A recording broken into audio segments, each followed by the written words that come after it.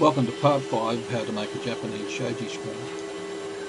In this part you'll see the rails being docked to length. There are 4 shojis being made in this project, and therefore there'll be 8 rails.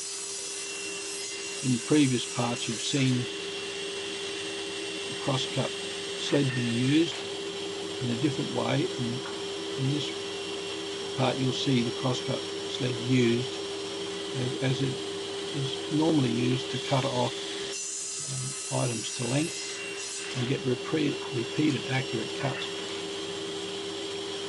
You'll see a block clamped to the fence, and its position on the measuring tape underneath. That measuring tape is adjustable to be returned to 0 when required, and if required.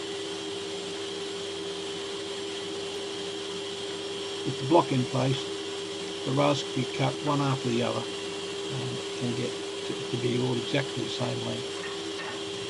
The pieces of timber you see on the other side of the saw blade are used just to hold those pieces up while the cut's being made, because the crosscut sled raises the timber above the normal table height. Hope you enjoyed this video, and I look forward to having you join me again on the next part. And I hope you find it interesting and informative. And goodbye for now.